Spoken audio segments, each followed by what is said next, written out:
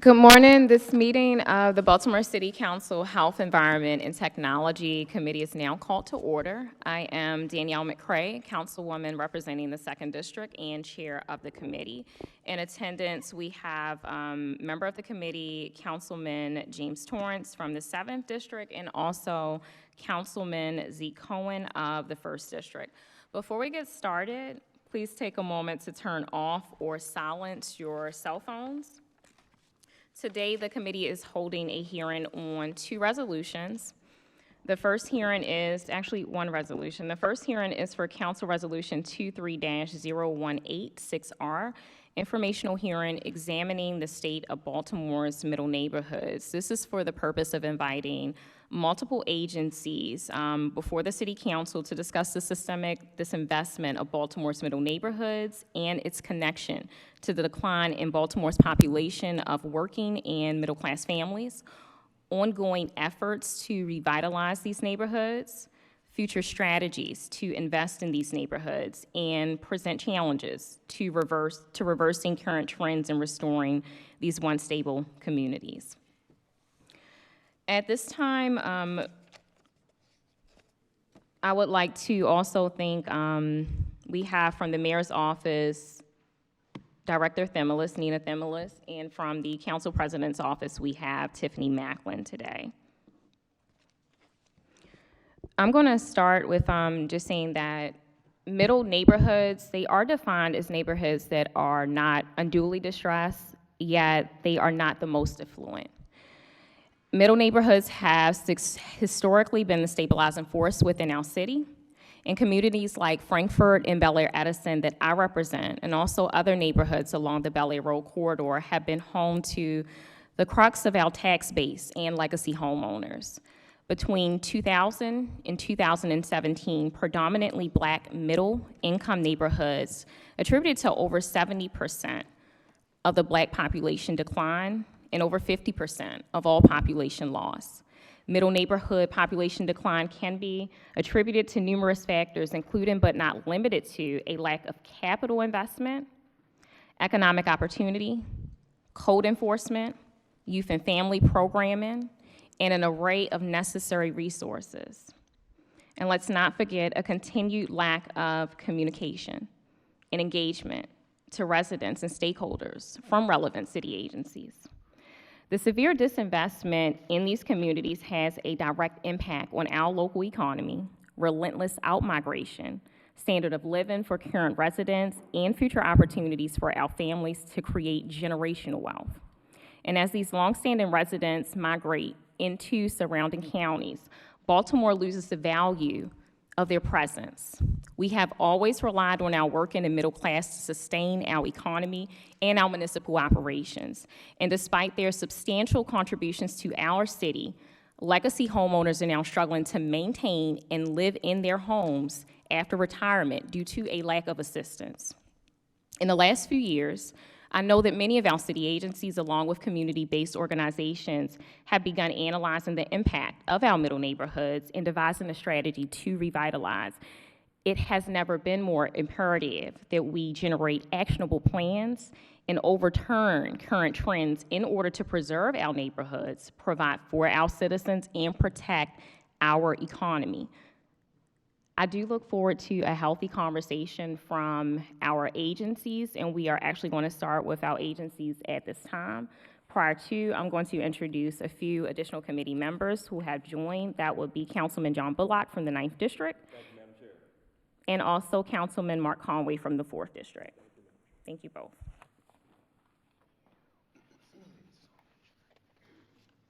We're going to start with the City Solicitor's Office. Does the City Solicitor stand by their report? Yes, Madam Chair. Teresa Cummings on behalf of the Law Department, and I stand by our report. Okay. We're going to go to the Department of Housing and Community Development. Thank you, Madam Chair. Stephanie Murdoch, Director of Legislative Services for DHCD. I'm joined here today by Deputy Commissioner Nicole Hart. We stand by our bill report in support, and I understand there's a PowerPoint presentation later, and we'll be speaking to some of the items included in that presentation. The Department of Planning.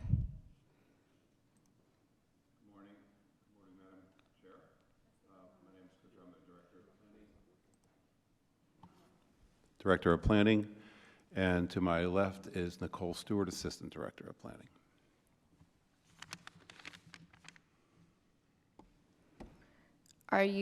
Who's leading the presentation today, Director Thimilis? Okay. Okay, so as of this morning, we didn't receive a report directly from your agency. Are there any words that you want to share prior to the presentation? Good morning, Councilman. Nicole Stewart, Assistant Director of Planning. So we coordinated the presentation as well as the website that we'll be sharing today, but we can submit an official report. Okay, we're going to get through the reports just to make sure that the folks who did submit them, if they stand by them, and just get them on a record, and then we're going to move into the presentation. Department of Public Works, please. Thank you, Madam Chair. Marcia Collins, representing the Department of Public Works, and I have with us our Chief of Staff, Latoya Curtis, and members of my team, as well as Craig Jeter, Bureau Head of Solid Waste. We will be a participant in the slide presentation, but we do stand by our written report in support of this resolution. Thank you. Okay, thank you. So we had 3 additional agencies: the Mayor's Office of Children and Family Success, the Mayor's Office of Neighborhood Safety Engagement, and also the Baltimore City Administrator that we did not receive reports for. Is that also within the coordinated, are they a part of the coordinated agencies that are part of the presentation? Good morning. Karan Watkins, Director of Strategy and Policy for the Office of the City Administrator. We will be submitting the report later today. We do apologize for our delay. And then we have John Hoffman from Monsey. Hi, John Hoffman, Monsey. We did not participate in the coordinated presentation, but we're in attendance to answer questions and be in attendance for discussion. Director Thimilis, at this time, can you start your presentation? Thank you. Yes, thank you. So Nina Themles with the Mayor's Office of Government Relations. Director Ryer is going to lead the beginning part of the presentation, and then DHCD will take it over from there. Thank you, Madam Chair and members of the committee. We are here today. There's a group of agencies and nonprofit partners that are here to make this presentation. We'll do it as a team. I'll begin with a brief overview and history, and then try to bring you up to speed as to where we are today. So get the next slide, Nina. This is what we're hoping to cover, a summary of where we are. The toolkit that was developed actually several years ago, a very comprehensive toolkit, status of current incentive programs and the initiatives as a whole, and then an update on our quality of life activities in the middle neighborhoods. If you could get the next slide. So what is a middle neighborhood? Middle neighborhoods are stable, diverse. They are the backbone of our city. Everything you see in green in this map is a middle neighborhood. They're not wealthy, they're not distressed, but they are the core of the city. In the 2023 housing market typology, which I think you're all familiar with, this is the newest typology. It's the D through H typologies. I apologize, I don't have a map of that for you, but it comprises 156 out of the 279 neighborhoods in the Neighborhood Statistical Program, and that is up by 10 in the 2017 housing market typology. It's 57% of the population, but it has seen a 10% decrease in population. It's older, more racially diverse. It is typically a high home ownership rate, over 50% in general, but it may be trending down. It may be starting to trend down, but this is our homeowner base in the city. And they have many assets, but for a variety of reasons, some unique to each neighborhood, they can be vulnerable to a decline. So again, look, the map on the right shows you basically the strong, weak, and middle market neighborhoods of the city. And as you can see, it's a very large percentage of the city.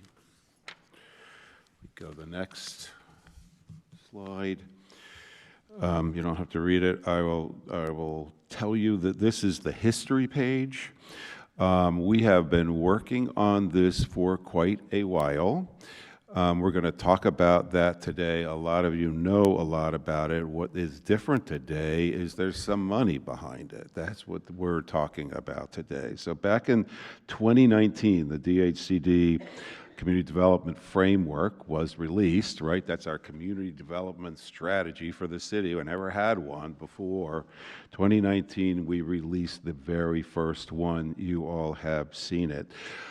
It had a middle neighborhood section. It talked about the importance of a middle neighborhood strategy, but it did not flesh it out. So since then, there have been 3 different attempts to flesh it out. So in 2019, DHCD worked with the mayor's office and Live Baltimore in a year-long process with a work group to start to put together the outlines of a middle neighborhood strategy. Then the following year, Department of Planning stepped in. We became the lead agency in middle neighborhoods, and we began to develop an implementation strategy.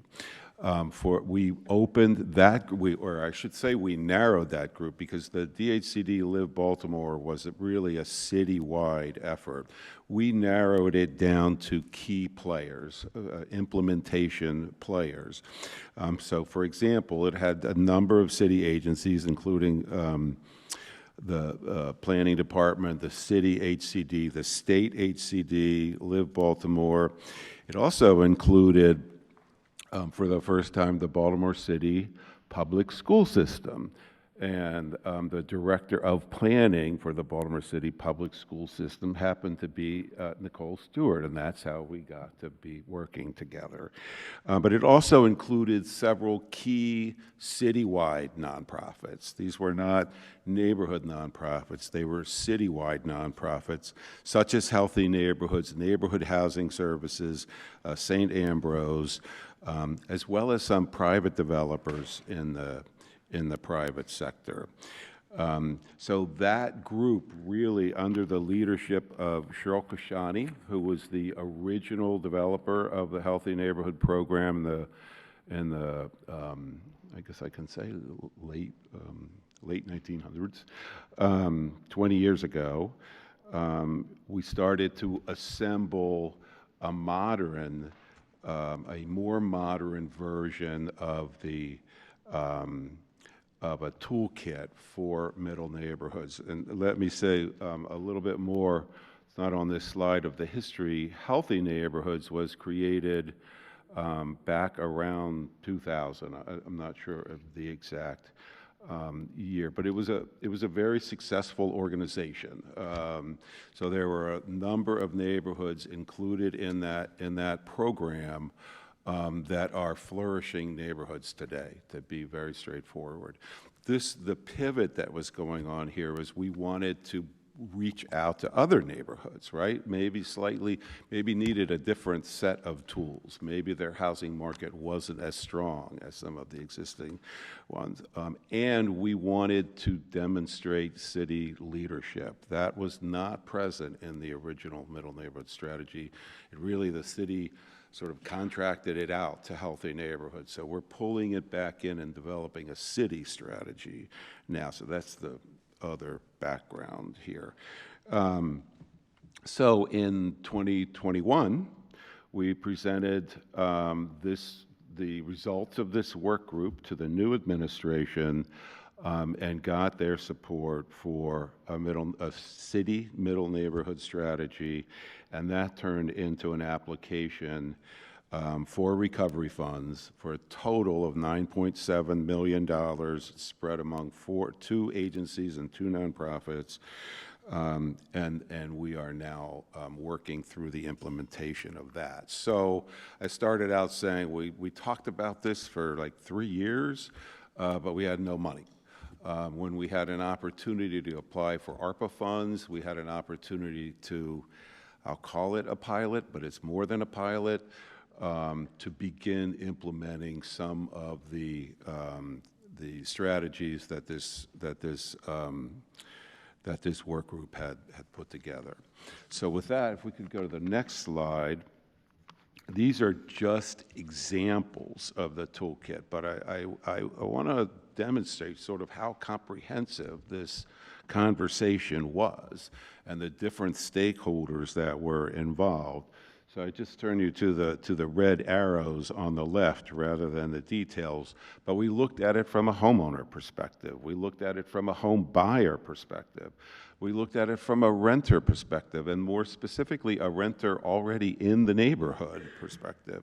We looked at it from the standpoint of a community organization, a community association, and we looked at it from the perspective of the businesses that are the amenities for the residents in that neighborhood.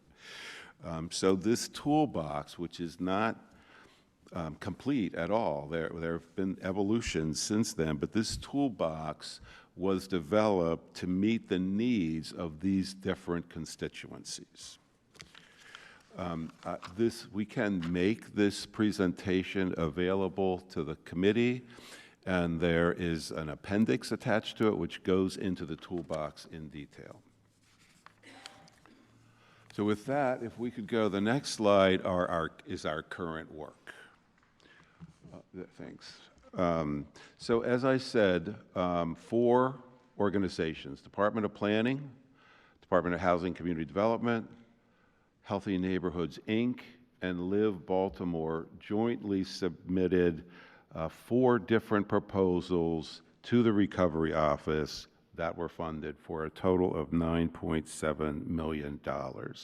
The basic purpose and strategy of that submission was to increase the capacity of our neighborhood partners and to inject more capital into those neighborhoods.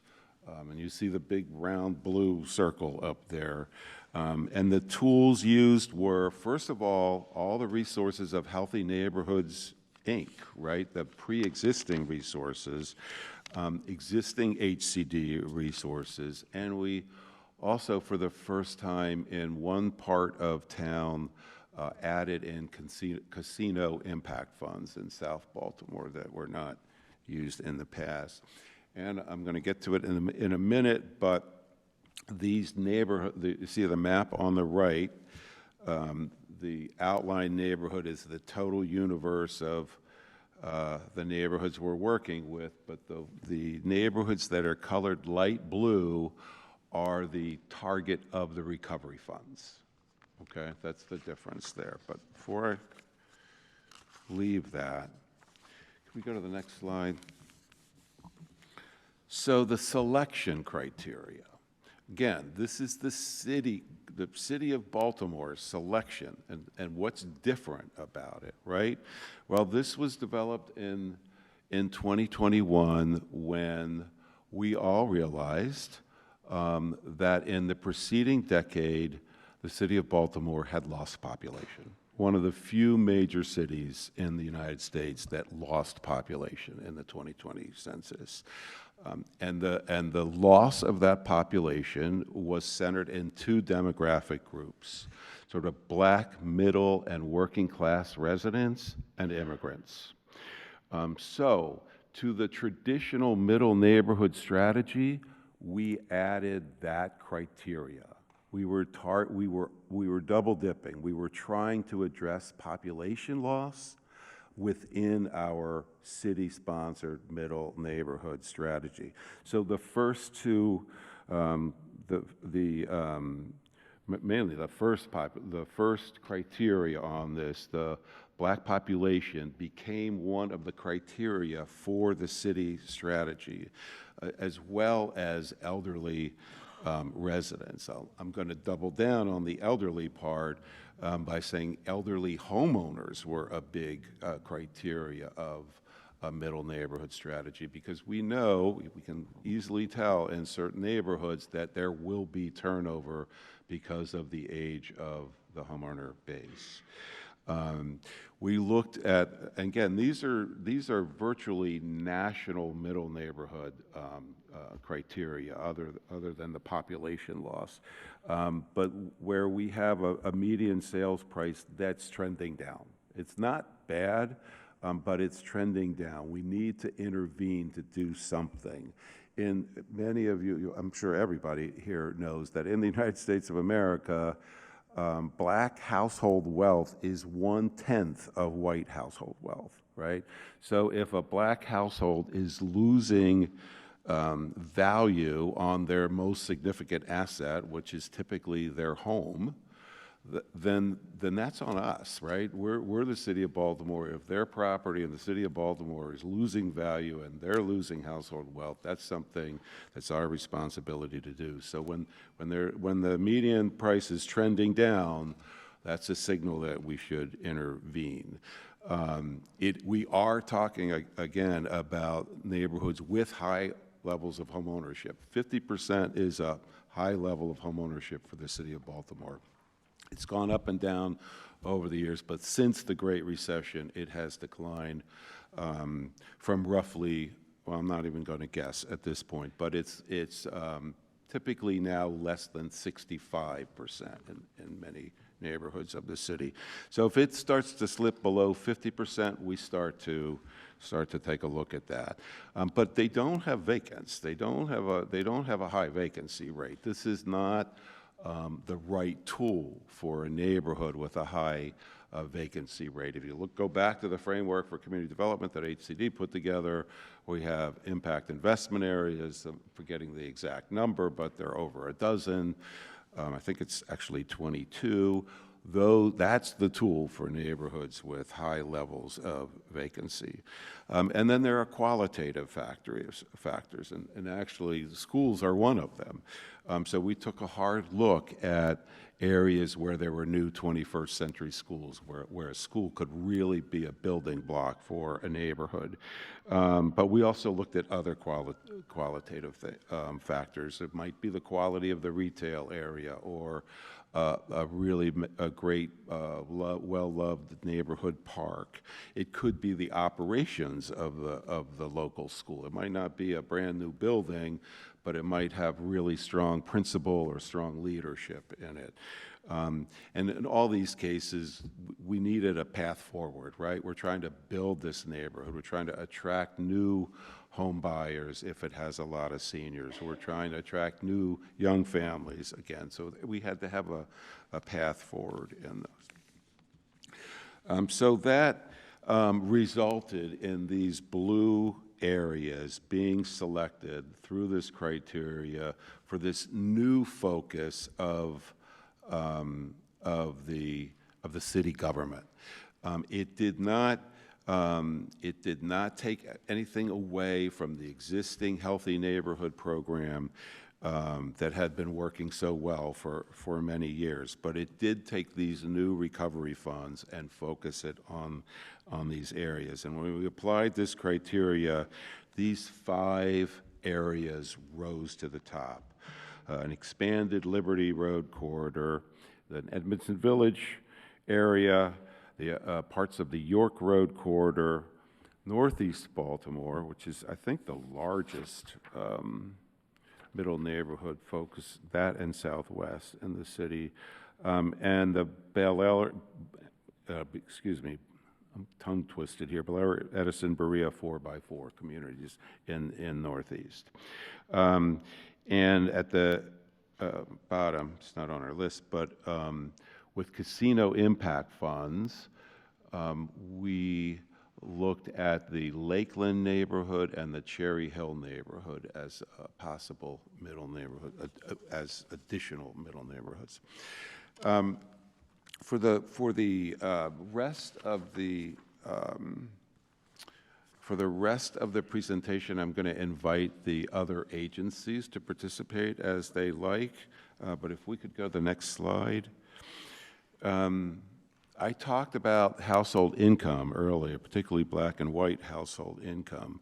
But this is a wealth building strategy, right? That is the concept behind here, that the home is the most valuable asset of most American families, and we want that asset to go up in value, not down in value. So the Department of Housing and Community Development provides up to $30,000 for home repairs to legacy homeowners who have lived there for at least 15 years or more. We want to keep them in the neighborhood. We want to keep the population stable. We all know the value of our elders in our community. We want to make sure they can stay, that if they can't maintain that large frame house, that they get help with really basic furnaces, roofs, those kinds of things, weatherization. And to change the direction of the neighborhood market, we specifically talk about money for exterior improvements, right? We want to show the neighborhood that things are getting better. It's not all internal work, it's exterior work also. And we provide incentives to developers. So when there is a vacant, I'll give you an example. When there is a vacant, as I said earlier, we're not talking about high vacancy rates, but when there's a vacant in the house, HCD has a process. We go through receivership. We get control of that distressed property for whatever reason, and we sell it to a small developer. Well, ideally, that's the worst house in the neighborhood. The developer goes in and does a gut rehab, and it's now the best house in the neighborhood, and it's pulling values up rather than down. So developer incentives can make that happen in a market that's not strong enough yet. Again, the links are all in this presentation. Other HCD resources, and folks feel free to jump in. The housing rehab and repair program, these are targeted towards existing homeowners, right? These can address emergencies, code violations, health and safety issues. We have a variety of different funding pots existing in the Department of Housing and Community Development, and we use them all. They are supplemented in the ARPA-funded middle neighborhood strategy. We have extra money, so we can make a slightly bigger impact there. Weatherization, lead hazard, the HUBS program for seniors, healthy homes, all these programs get sort of an extra layer of resources in these designated middle neighborhoods. We also have the new president of Healthy Neighborhoods, Inc. here, Bob Pipick, and they are pursuing their own improvements to their program. So they are really launching a series of new initiatives that will broaden their toolbox and their impact on neighborhoods. In the ARPA-funded package, the Department of Planning's application transfers the critical community building part is the community organizing part, or the outreach part, we'll call it. So we transfer those funds to Healthy Neighborhoods so they can hire staff for each cluster of new neighborhoods, to disperse these resources, but really to bring the neighborhood together around their middle neighborhood strategy, right? Because if the neighborhood doesn't believe in itself, who else is going to believe in it? So the neighbors sell neighborhoods, right? We all know that saying. So you're organizing the neighbors they go out there and they say to their cousin, hey, there's a great neighborhood, you should come live here. So that is the additional role that Healthy Neighborhoods, Inc. has taken on with these ARPA funds for staff, for trainings, for block projects, those kinds of things. and by the way, this is the whole constellation of Healthy Neighborhoods, Inc. neighborhoods, not just the ARPA funded. We go to the next slide.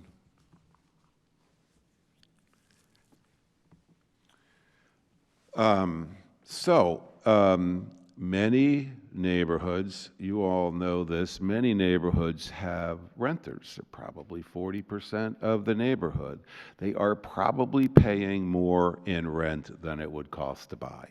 That's the sadness there. So not only are they not building equity in their house, they're throwing money out the window that they need for tuition or vehicles or retirement or what have you. And we know these folks have already made a choice to live in that neighborhood. So theoretically, they want to be there. So if we can figure out how to convert them from a tenant to a homeowner, then there's a double win there. In Southeast Baltimore, we had a high Latino population. They're paying at a minimum $1,200–1,500 a month in rent for a row house they could buy for $1,000 a month. Crazy, it's really crazy. But they are already invested in that neighborhood. Their kids are going to the neighborhood school, they're shopping there, or they may own a shop there. They're already invested in there. So the Live Baltimore program, called Buy Back the Block, is really a tenant conversion program. So you're going in there, you have two different ARPA-funded services. You can provide up to $10,000 to a resident to buy where they currently rent, and you can also provide up to $20,000 to renovate that property. So if it's not in great shape because it's been a rental for a while, you can address that too. So that's really significant. Part of the school role in this was groups had community school coordinators in the K-8 schools primarily, right? So you could find the tenants that wanted to be homeowners through the community school. They were already in the neighborhood. They were already invested there, and you could connect them to housing counseling or housing coaching and move them down the road towards homeownership. So that's the tenant conversion of the Live Baltimore component of the recovery. If we could go to the next slide. So looking forward, and then I'll start to shut up in a minute. This is part of the mayor's action plan, equitable neighborhood development. Again, as I mentioned earlier, the unique aspect of the recovery funded piece is that we're trying to address the population loss issue also. I talked a little bit about the toolkit and our focus on retention and growth areas as part of our larger community development strategy. And the matrix on the right shows you those targeted groups that we're working on. Now, the final sections are about quality of life. And the agencies here are here to talk about this. I neglected to mention one really important piece. So the piece that pulls the community development framework all together is the mayor's neighborhood subcabinet. The subcabinet is what makes the wheels go round. The subcabinet is staffed by DHCD and planning. It's our community planners and their neighborhood and HCD's neighborhood officers that put together the program for the neighborhood subcabinet with the community work groups. But all the agencies participate in the neighborhood subcabinet because there are the community may have a key street that they want to have resurfaced because they're converting vacant to a homeowner occupant, or whatever the issue may be. They may be just quality of life that are driving people crazy, a dirty alley or broken street lights or something like that. So we have, I think in this section, the Department of Public Works here, if you have any questions about that, but they are They are present at the neighborhood sub-cabinet. The community planners in the Department of Planning work with the community groups to resolve their issues that are blocking their progress in their neighborhood. And if they can't get resolved, they get elevated to the neighborhood sub-cabinet, where the director of the appropriate agency is there and can try to address the problem. But Department of Public Works Water and Wastewater Assistance Program is an example of how Public Works can contribute. Any questions of that? The next slide, I think, is the Water for All applicants, and the one after that are Solid Waste 311. Yeah, two. Yep, if they would like to speak up, that would be awesome. Marcia Collins is here from Department of Public Yes, we Works. would be happy to speak to our slides. I did want to give our partners in HCD, if they wanted to make any comments. There were quite a few slides prior to this that were directly involved with their programs. Otherwise, you know, I'd be happy to go, but I'd like to yield to HCD. Thank you. Sure. Thank you for that, Ms. Collins. Again, Stephanie Murdoch, Director of Legislative Services for DHCD, and I'm here with Deputy Commissioner Hart.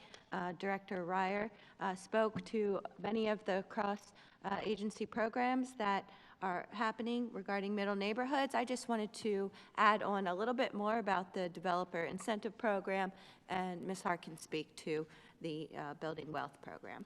So DHCD established the Developer Incentive Program to provide funding to organizations, nonprofits, and single-family primary homeowners who are in the process of completing extensive renovation of formerly vacant homes, which includes formerly vacant homes with a vacant building notice located in one of the city's designated impact investment areas or middle neighborhoods for homeownership projects.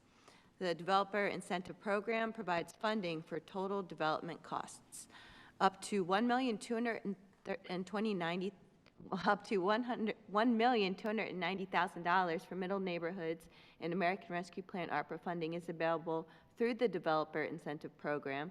This includes neighborhoods such as Bayview East, Greenmount West, Heritage Crossing, Kenilworth Park, and Woodburn Heights, which are neighborhoods that have medium sales values above the city's average, as well as high homeownership rates. Each project is eligible to receive up to $50,000 per property of funding for homeownership projects. Eligible projects must be single-family projects for homeownership for households that earn no more than 80% of the HUD area median income, as adjusted by household size. And applicants may submit up to 5 proposals per application in which the total subsidy does not receive $250,000.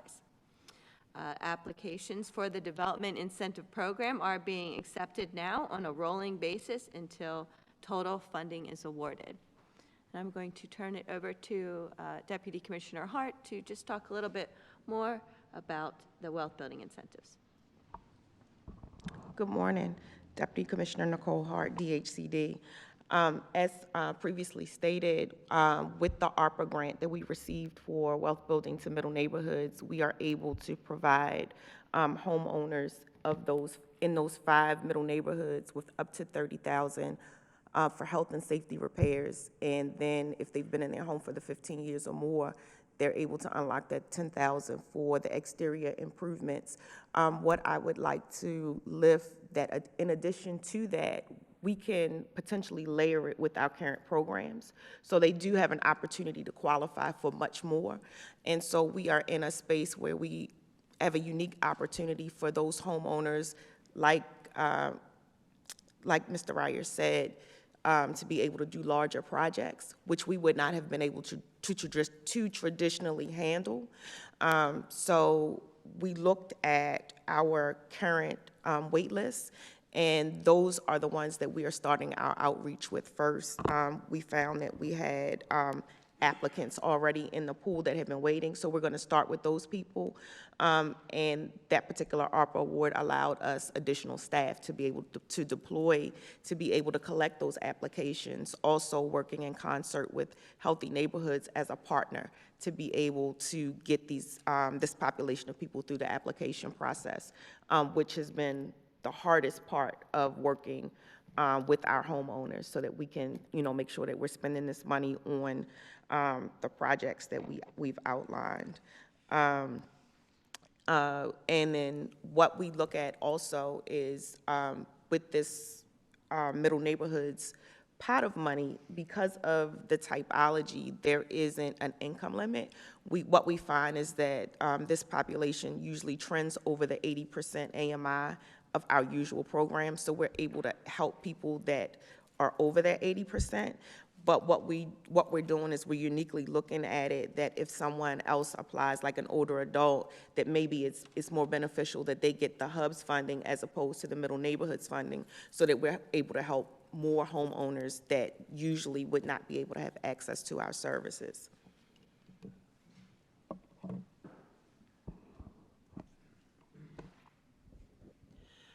Thank you, Madam Chair. Marcia Collins, Department of Public Works.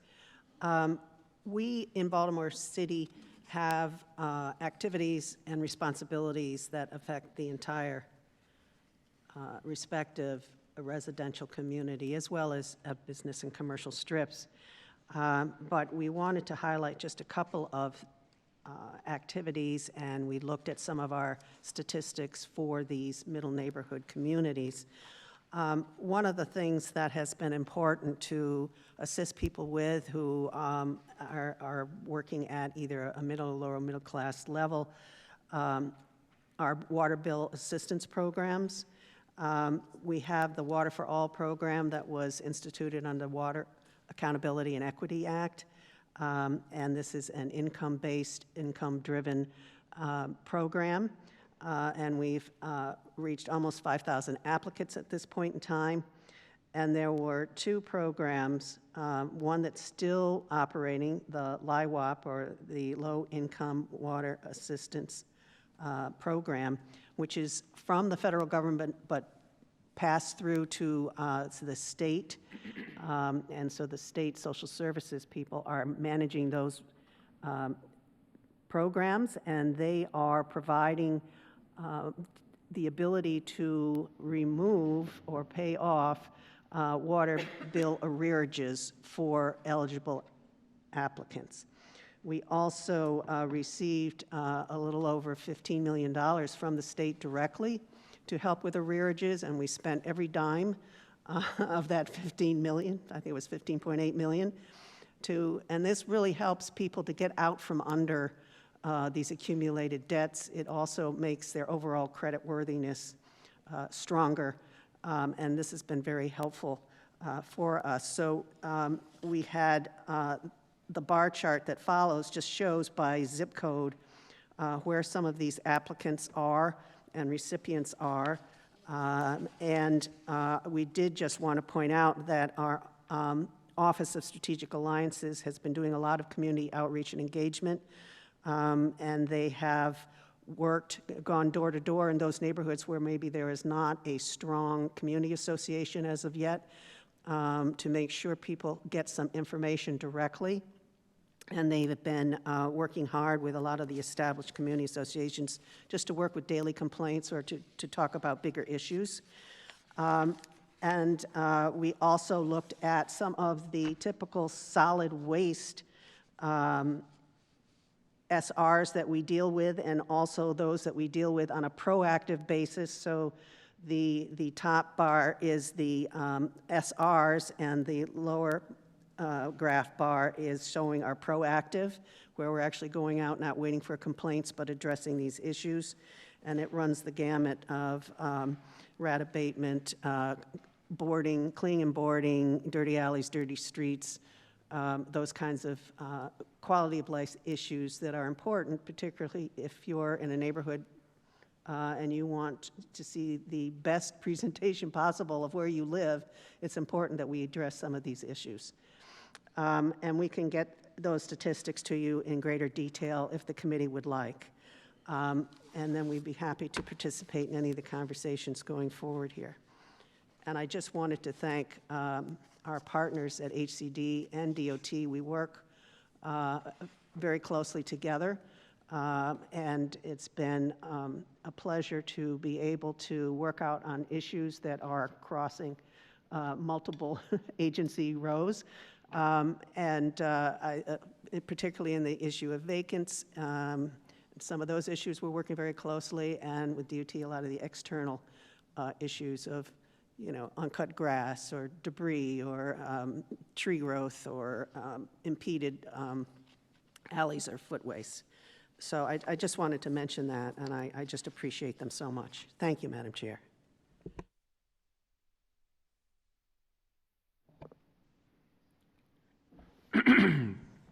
Liam Davis, Baltimore City Department of Transportation. And Madam Chair, I want to say that a report from DOT is forthcoming. I'm just waiting final approval, and it's likely going to be in favor of this hearing today. And I apologize for the tardiness there.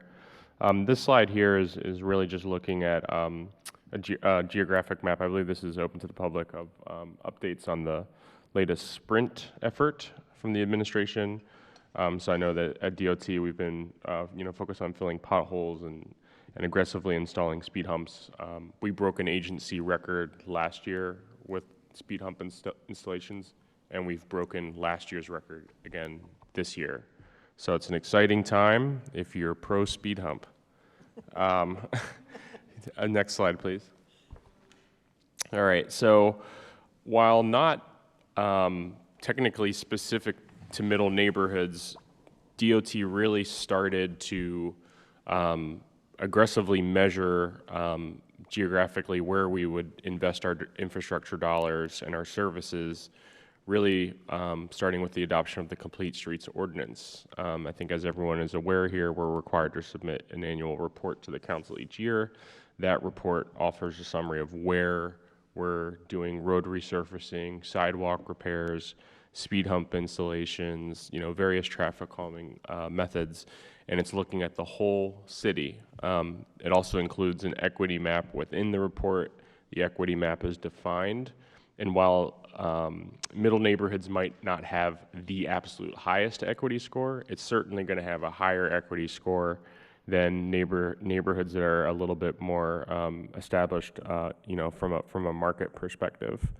So it's really a wealth of knowledge. I really always recommend that members of the council and members of the public check out these reports because it's very detailed. Next slide. In addition to those reports, we're very transparent when it comes to our resurfacing. We have the annual orange cone list that's published each year. That orange cone list is available publicly directly on DOT's website. We also have what's pictured on the left here, our interactive street resurfacing map. You can actually check in essentially real time. I think it's updated every month. The status of road resurfacing projects for that calendar year. They're going to vary since road dollars have been more scarce and projects have been fewer and far between. There's probably been years where we've done a better job in middle neighborhoods than others. But knock on wood, assuming we're able to keep the HUR gains that we've secured in Annapolis and there's going to be more road money, that will give us more opportunities to do more projects across the city, including in middle neighborhoods. In addition, I think everyone is aware when we look at resurfacing, there's two buckets essentially. You have the tech division that's doing the more complicated, larger corridor projects. Those are done by private contractors. We also have our in-house crews that are doing local roads. They're done by city employees. And with those projects, there's a ton of influence from the city council. We ask each of your offices if you'd like to make any recommendations.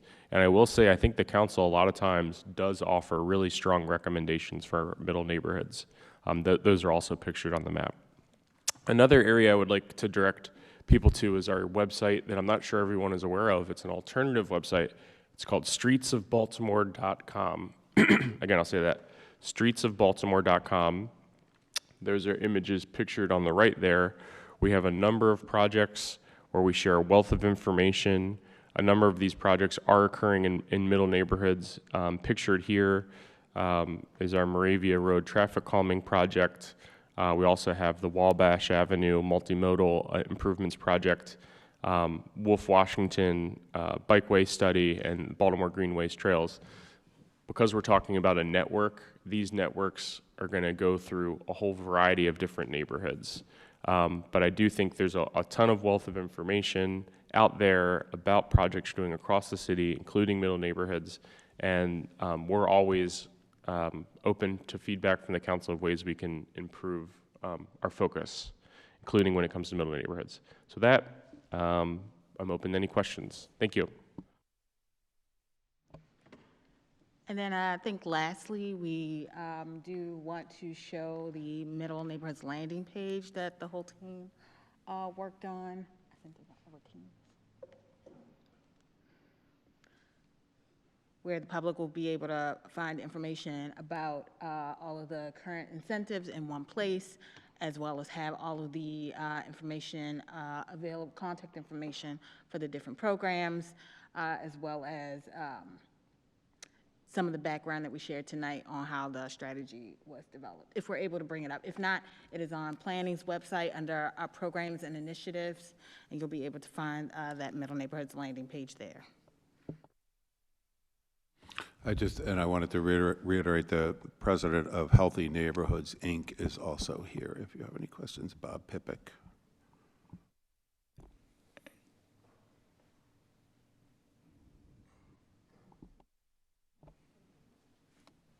Right, so this is the landing page. As I mentioned, if you scroll down, you'll be able to see some of the background information about the middle neighborhoods, as well as the current incentives available.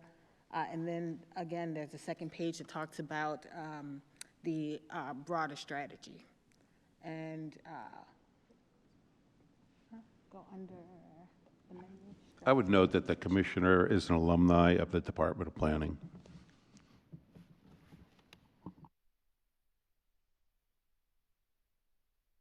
Did you guys recently update that link, or has that link always sat there? Because I'm looking at another page, and it Right. said, It's a recent update. how recent ago did you move it to that page? It was always supposed to be on this page. We just had that initial one up for us to collaborate. Karan Watkins has actually been pulling together a team of us over the past few months, and we meet bi-weekly. And so the website was one of the things we wanted to get up, and we just needed to finalize it this week. What I would recommend is that you guys had another page, and if you put in like Baltimore Middle Neighborhoods, if somebody's searching Baltimore Middle Neighborhoods, it's going to take them to a city government page, and that's going to say access denied. So Deputy Director Watkins, if you can work with BSIT to possibly do a redirect so people can get to this page, because one of your pillars within this toolkit is to make sure that our community members can get to the information, but they can't get to the information if they're searching and it's taking them to a page that says access denied. I'm going to start with some questions, and thank you for sharing, because I was looking to see where's the information. I was no longer able to find it that way. 9.7 million of $641 million, as you all stated, of ARPA funding was specifically designated for like pilot areas, about 4 neighborhoods, 4 middle neighborhoods, and that's only 1.5%. 1.5% of the ARPA funding. How much of the 9.7 million has been spent so far? So for the 4 programs, just to give some additional context, we all of them have, of course, different requirements. We know what the ARPA process looks like in terms of having to go through BOE, hire people to get these programs up and running. I believe Buy Back the Block, Live Baltimore is not here tonight, but I believe they are the first to be able to move forward with actually getting money out onto the street. I believe they've been able to assist 2 renters through the complete process to purchase 2 homes. The developer incentives for DHCD, that application just went live maybe 2 or 3 weeks ago. And then for the home repair grant, similarly as Director Hart mentioned, we are working with her to look at who's currently in the pipeline for home repair grants, and then matching that to our geography, and then working with H&I on getting that money out. And then, yes, but the other $1 million that's going to H&I, they are also into the process right now of ramping up and hiring those community organizers and working with us to develop what the programming looks like in those different 5 focus areas. So it is a work in process, but we are, I think, on track to really be able to get these resources out to the communities.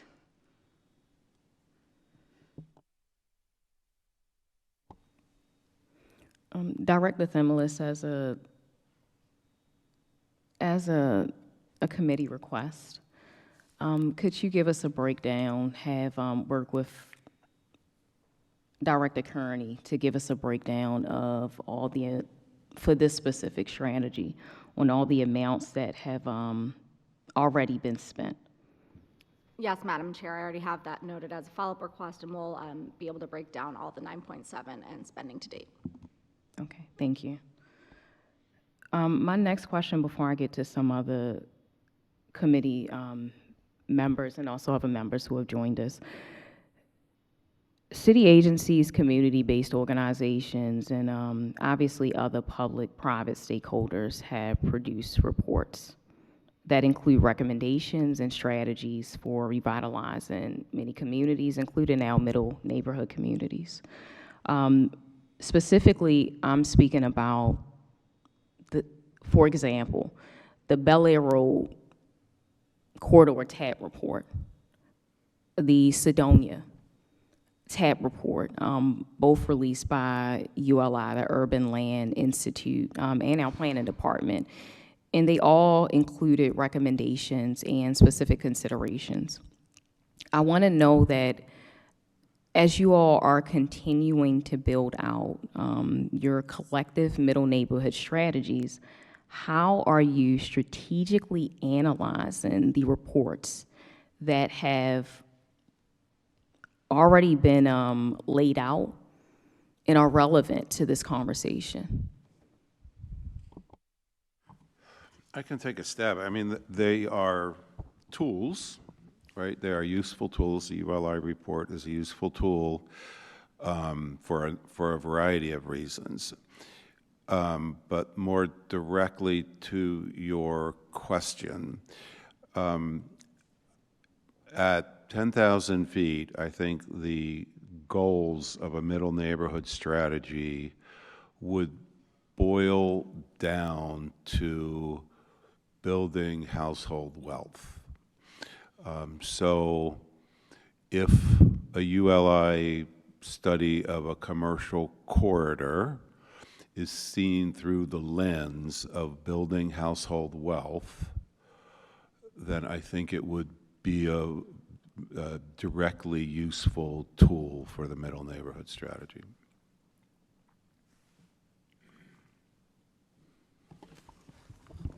Madam Chair, I believe those reports actually influenced 2 active streetscape projects that are in the planning process at DOT, and I'm actually working on getting information to a constituent in, I believe, your district on an email thread actively.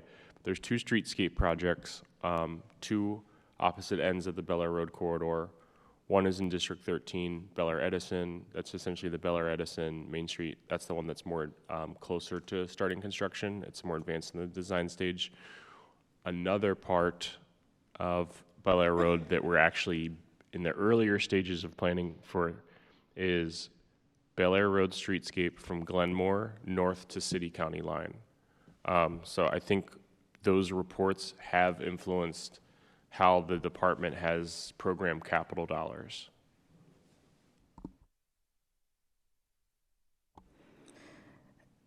Thank you.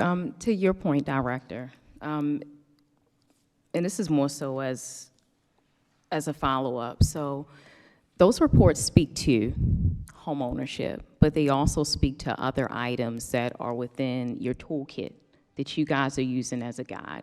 That would include retail, and specifically regarding that corridor, we're talking about economic leakage, retail leakage, just leaving Bel Air Road corridor and going into neighboring counties, because again, it's in a middle neighborhood. Those corridors are not getting that investment. It's also going to speak to a portion about communities that I know that within these coordinated agencies, as well as our outside partners who are also helping with middle neighborhood strategies who have been doing it for a very long time. But that's all in those reports as well. So I don't want to just, I want to make sure that we're centered in knowing that a lot of this has to do with building generational wealth, with home ownership, but there are other items within that report that also, those reports that also reflect what's in your toolkit as well. I'm going to go to Councilman Conway at this time. Thank you, Madam Chair. One, I want to thank you for bringing forward this resolution. It's an issue that you've been pushing since you came on the council, and I certainly, because I share a big part of those middle neighborhoods, have really been interested in this topic as well. So just want to thank you for holding this hearing. My first question is, it's actually a shameless plug for a resolution that I have in a different committee, but I think is relevant here. And this is about how we communicate about litter and trash around the city. Certainly, I think one of our biggest issues that we see really across the city, but I think are really important to resolve in our middle neighborhoods, are areas where we see litter and trash and what they reflect upon the communities. And the speed with which we clean it up is certainly important, but I think also along those lines, making sure that we're changing hearts and minds about how people act and treat their neighborhoods go a long way towards addressing those concerns. So my question is, how are we thinking about sort of that marketing, that communication, that planning to change hearts and minds around litter and trash within our communities, so that we're not always just cleaning up, but we're also preventing some of that from happening to begin with?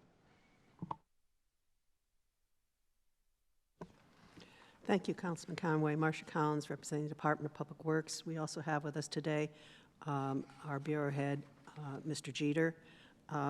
We have been looking at internally opportunities for campaigns to address litter and trash. We have been looking at how we can get that out and how we pay for that. If you want to have a really effective campaign, you have to attack it at multiple levels, just general information and then honing in on specific areas. And so we have looked at that both in the recently adopted solid waste management plan as an integral part of what we're doing. We have been doing the traditional outreach of going to the community neighborhoods and doing some door-to-door. We have pushed our programs for the cleanups that communities can do. I think we're probably most effective where we have active community associations, but we're hoping that the efforts with planning and others to help with the galvanizing. I know the planning department does some great training for new and active community residents. It's going to have to be a hand-in-hand issue. I don't know, Mr. Jeter, if you want to say anything in addition about the issue, or you okay? Okay. So I think for us, it's going to have to be a new campaign because it's hard to get people to change behavior, and some people are in locations that are heavily traveled.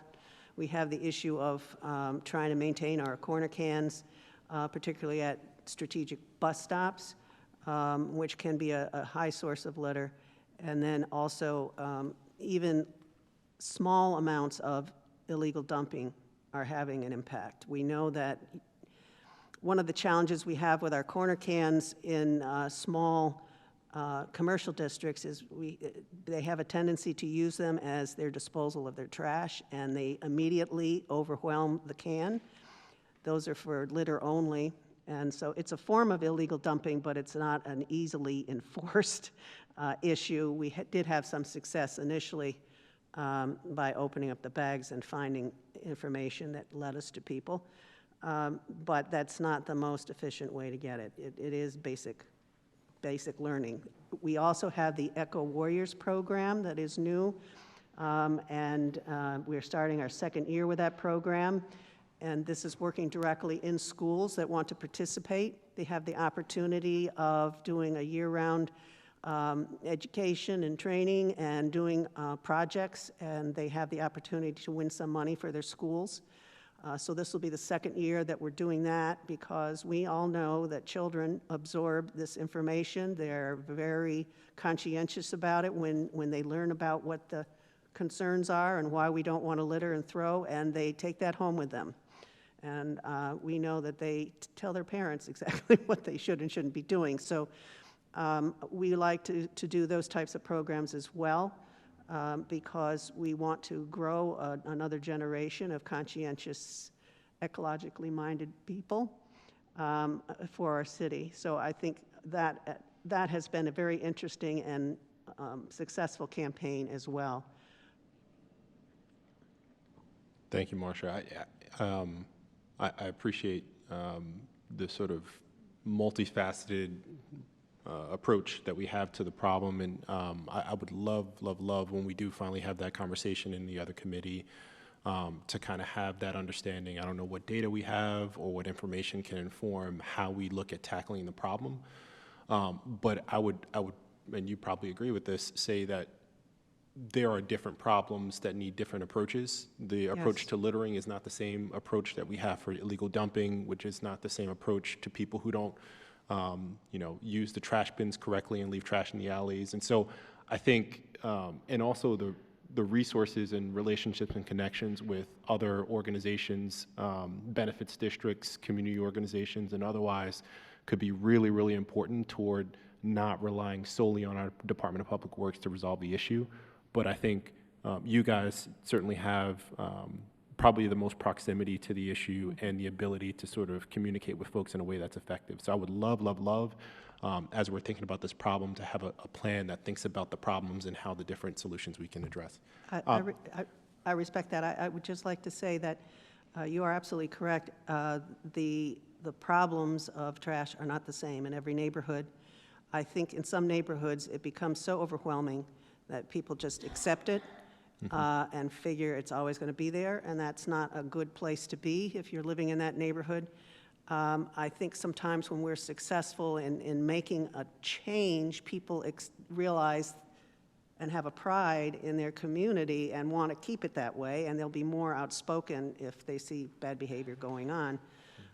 That's really the tipping point that we like to reach, but it will take different aspects, and I really appreciate your support. Yeah, thank you. My second question, I'll just make a point, and this is to housing on code enforcement and educating folks about keeping up their homes, their yards, and otherwise. I think there's an opportunity there, just in the same way that there is for litter and trash, educating folks. We don't need to go down that rabbit hole. The other question I have, though, is about transit and transportation and access to those neighborhoods, realizing that these middle neighborhoods are going to be probably some of the best entry points for folks to home ownership. One of the biggest challenges that we have is getting folks in and around and through the city. It takes a lot longer depending on what part of the city you live in. And as I look at that map, if you're coming from Northeast Baltimore, it takes a lot longer to get downtown, especially without a car, than it does if you live in North Baltimore or Central Baltimore or otherwise. So How are we thinking about this strategy in concert with regional plans and regional conversations, and even with our, smaller but still very powerfully effective Charm City Circulator programs? How are we thinking about those pieces? Great question, Councilman. And I will say there's regional conversations about transit and transportation that are happening with all counties involved in the region. It's happening at the Regional Transportation Board, which I believe the mayor serves on. Specific to our transit operations that the DOT oversees, like the circulator, we have issued within the past year for public comment our transit development plan that looked at expanding circulator service to areas beyond the initial rollout, which was really focused on the core of the city. The most notable example being expanding circulator service down to Cherry Hill. There are additional areas in that report where we're exploring expanding the service. I think most notably it would be out into West Baltimore, into Councilman Bullock's district. But we're certainly open to taking additional feedback to seeing if we can expand it further. The only issue is it's 4 lines and we're limited. That program depends on lots money, and I know that that's on the chopping block this year with the state transportation budget. So we have to see how the dust settles this session, but it is something that the agency's committed to doing, which is saying this isn't just a tourist transit service. This isn't just a core city transit service. It does have value for all Baltimoreans, and we need to do a better job of opening up this service to Baltimoreans. So I think this is in concert with that feedback, and again, we're always looking at ways to improve. Thank you. Thank you, Madam Chair. Thank you. Councilman Torrance?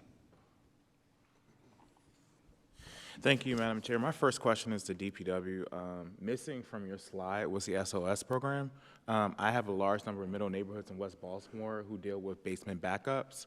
So I want to know, how are we supporting them? Because often it is a burden on middle class Black women who own homes in West Baltimore, whether it is a wet weather or a dry weather event. So how are we going to support them in that usage of this program?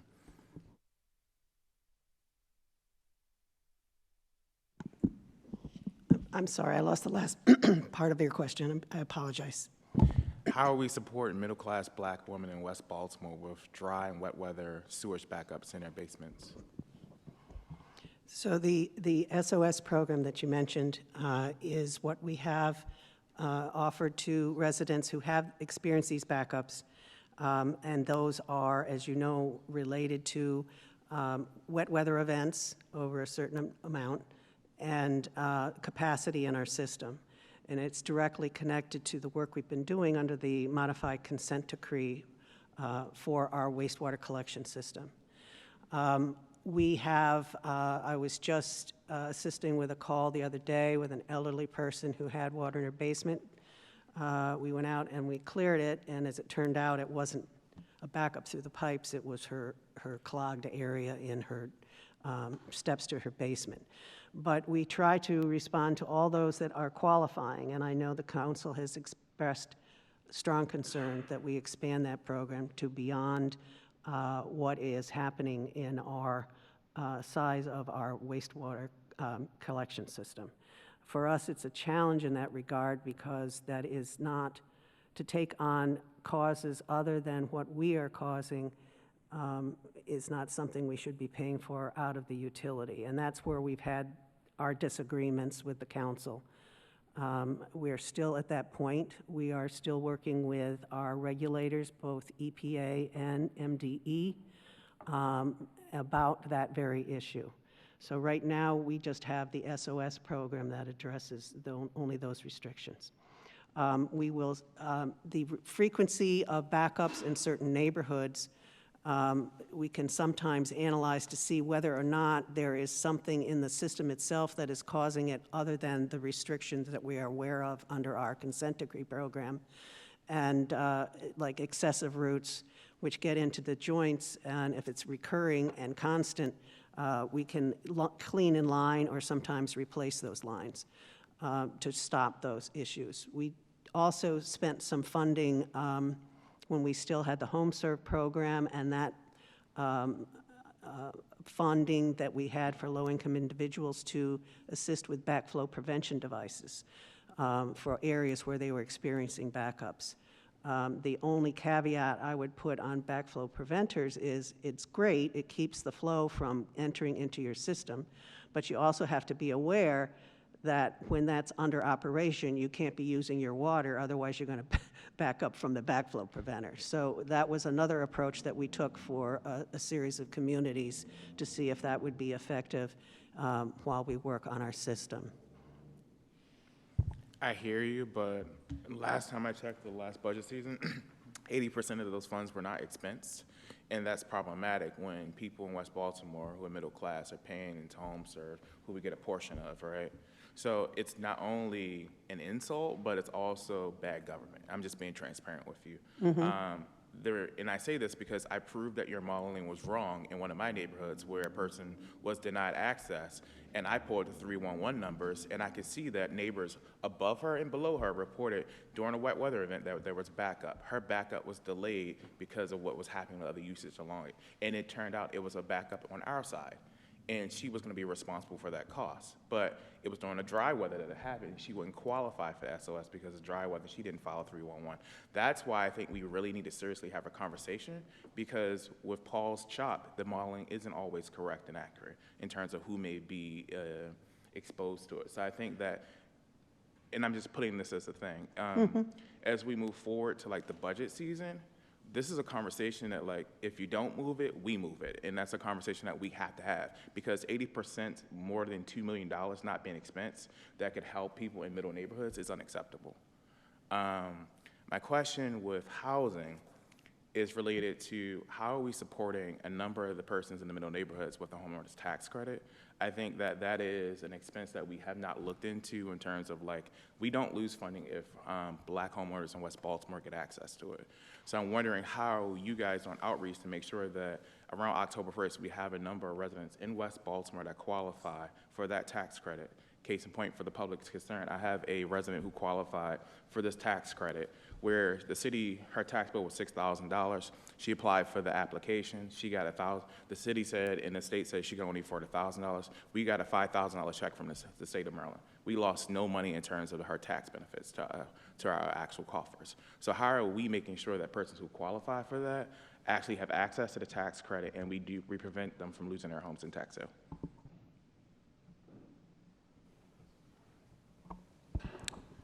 Again, good morning, Nicole Hart, DHCD. We have our tax sale ombudsman and our tax sale unit that is responsible for doing that outreach. And so we have a staff of 3, I think. And so we do mailings. But in addition to that, with our light intake and assessment unit, when we do the assessment, we assess whether the person has already applied for it or if they need to. So then that way, our coordinators will help them apply if they haven't already done that, because part of the application process is to pull the deed, to check tax sale and all of those particular things. So we assist them with that during the application process, but we also have the outreach as well. As a follow-up, how do we track that outreach in terms of who we come in contact with, who we mailed, and who actually filed an application, to make sure that the strategy is actually working so we can capture more of this funding? So just to speak to the outreach that we do on the light side, that is all within our neighborly database. So we would be able to pull those numbers from the assessment to say we identified X, Y, Z number of households. For our tax sale unit, I would have to get back to our tax sale ombudsman, Mr. Michael Leary, who handles that, to be able to answer your question. So I could get that information for you. Thank you. All right. And I'll also add to that as a part of our partnership with H&I, so it's not just limited to the ARPA resources that the organizers will be going out and talking to people about. So we'll be working in partnership with Nicole, understand, what information we need to be, those organizers need to be taken out to those communities. And it is actually one of our measures for the ARPA funding for that pot of money, that we have to measure and look at the outreach and how many people have been touched and how many people in those specific focus neighborhoods have then moved on to an application through the portal. All right, and this is my last follow-up. Have we looked to supporting the bills in the General Assembly this coming session that will remove the asset amount? Because right now, the cap is $200,000. As home sales are going up and the market is going up, a number of black people in West Baltimore and middle neighborhoods don't qualify because at one time your home was $175, it's now $200 in terms of value. So how are we making sure that we work with the state so that we maintain as many residents as possible actually qualify for this tax credit?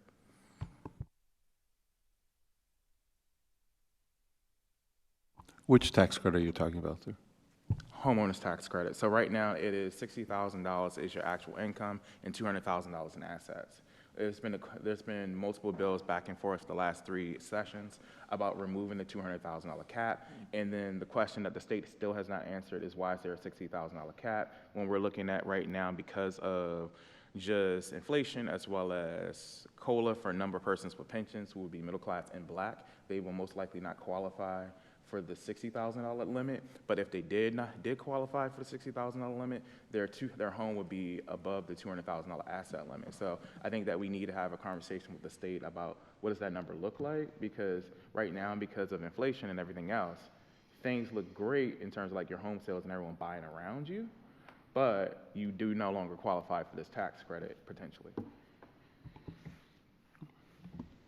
Councilman, I just want to let you know that the city has been exploring ways that more residents would be able to access the homeowner's tax credit, looking at specifically the things that you're talking about today. And we'll provide a follow-up once we have additional information. Just as a quick follow-up, does the administration support the specific state legislation, or is that on the administration's agenda for this upcoming session? So it wasn't on the agenda for what the mayor released this morning as far as his legislative priorities, because there are still a few missing pieces concerning what will go after this upcoming session for the homeowners tax credit. So there'll be additional items added to the mayor's priorities list as those pieces get ironed out. Thank you, Director. My colleague has a great point.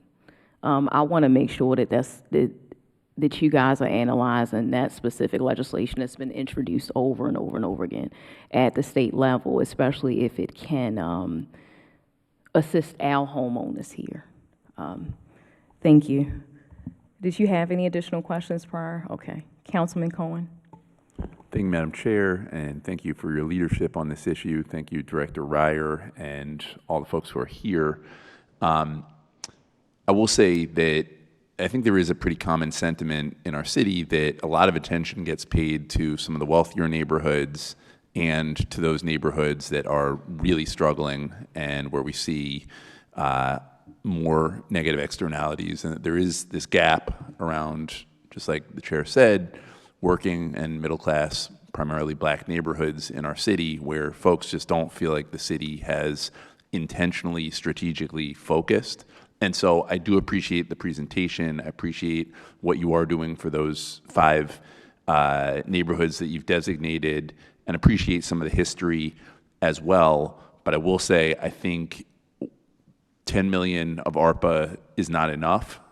It needs to be more, and it needs to be not just ARPA dollars, but long-term strategic capital city funds. That said, my question is, I think about some of our really great universities that we have in the city of Baltimore, our HBCUs, Coppin and Morgan, UB.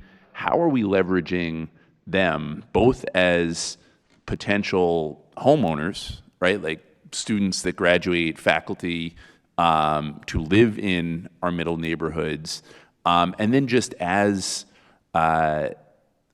assets and just key important levers within communities to really be part of growth, particularly as it relates to middle neighborhoods. Because I know several of them have development programs, business programs. Like, how are we pulling in academe to be part of this particular question? Yeah, thank you, Councilman. That's a really good question. I would, I think, argue that probably the best entry point to doing that are the institution's various Live Near Your Work programs. And we haven't looked at that except in individual circumstances, either community partners or neighborhood partners. But an example where we have started some conversations might be with neighborhoods in Northeast, not in your district, but the Chum neighborhood, and Morgan State University with their Live Near Your Work program. I have worked with the Bayview Live Near Your Work program in the past, but it is something we could explore. It would have to be individually with the different institutions, but we could make them aware of the middle neighborhood strategy, and that it would be a triangle sort of between the communities, the institutions, and the counseling programs to implement something like that. Good question. No, I mean, I think we should do that, and expanding Live Near Your Work is great. I just think, when I studied at Hopkins and did my graduate studies there, there was like a real emphasis on, you should live in Fells Point, you should live in Canton, right? And it was pretty explicit in some cases. And I think by only pushing, particularly students, but all stakeholders into certain primarily white neighborhoods that are, have benefited already from economic development, that we really do a disservice to other parts of our city and to our city as a whole. And I just think we could be much more creative in leveraging our anchor institutions, not just Hopkins, but you mentioned Morgan. There's a ton of work obviously happening in West Baltimore around North Ave with Coppin. And it just seems like there's a real opportunity for us to lean in to that and not just incentivize people to live in areas that already are, extremely stable from a housing perspective, but more where, we need to see continued growth. Yeah, great. And I should add, in the state DHCD was part of this discussion, and in a couple of instances, which we could look at, we have used state grant funds through Community Legacy, Bernie, what have you, to add extra levels of incentives to a Live Near Your Work program for a certain neighborhood. And so the sort of counseling part, which is important, is the glue that holds that together. But I know specifically with Hopkins, for example, they have a 2 or 3 tiered system where there's a $15,000 incentive at one tier and a $20,000 incentive at another tier. So we could look at that much more systematically. We have not done that. Yeah, I just think it's worth having that conversation. Again, I appreciate for each of these institutions their commitment to the city. And, there was a push when I studied there to live in the city and to be part of it. But it would just be, I think, strategic on our part, knowing that at least for 2 years or 4 years, you have, these young folks or middle-aged or older folks that are coming to our city, bring them in and creating a dynamic where everybody is benefiting and not just in certain areas. And I think also just about any of the medical programs in our city, of which we have many, many, many. I just think like there is more opportunity to think about Baltimore as a town that is rich with human capital, and to really think about how do we incentivize folks to be part of our city's growth, particularly in middle neighborhoods. Madam Chair, may I add to this conversation? Thank you. Councilman, one of the things that we have been doing at DPW, we have several training programs, as you know, to employ residents of the city through our Youth Works, through our Be More Wise program, and others.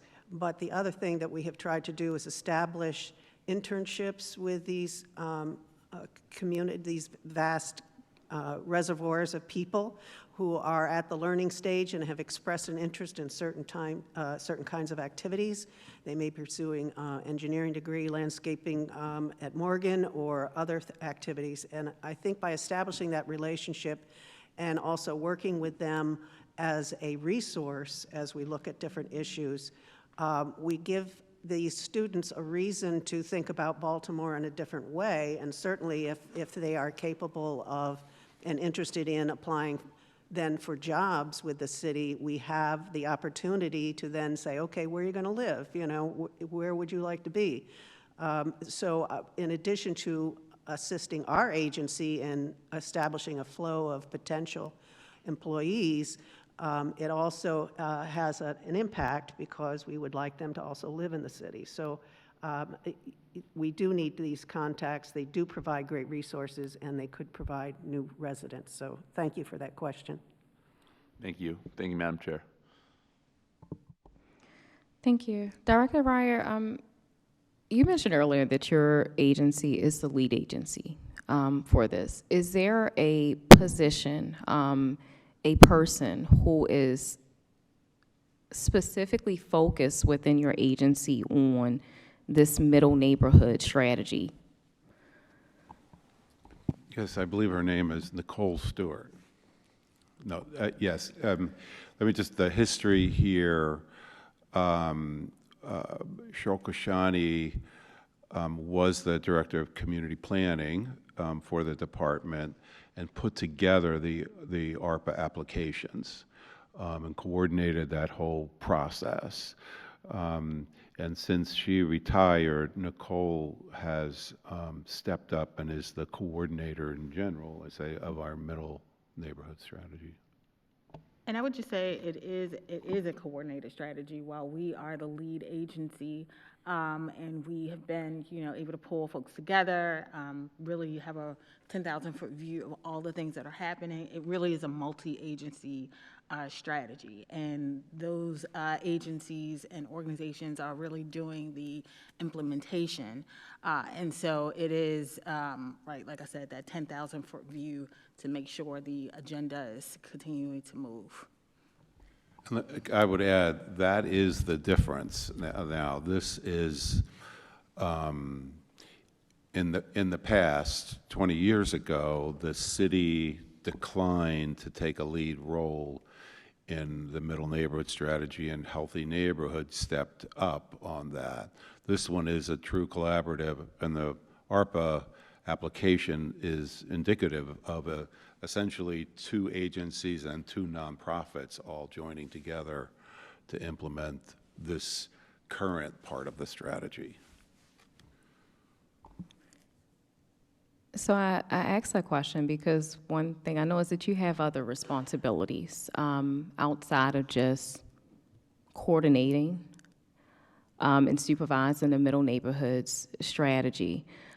For our Deputy Director Brace, I would like to see our city administrator's office think about, and actually not just think about, just do, we need a role.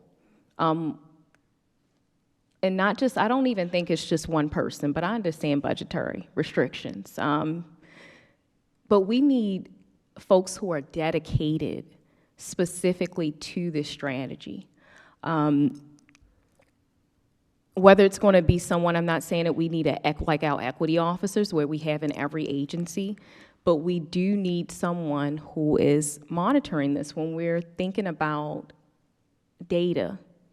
And when you're talking about, our directors talking about, hey, well, our school coordinators have been brought in to assist with the By the Block program. If I'm asking questions and I'm saying, well, how many referrals were made from our school coordinators to By the Block, and how are we tracking that?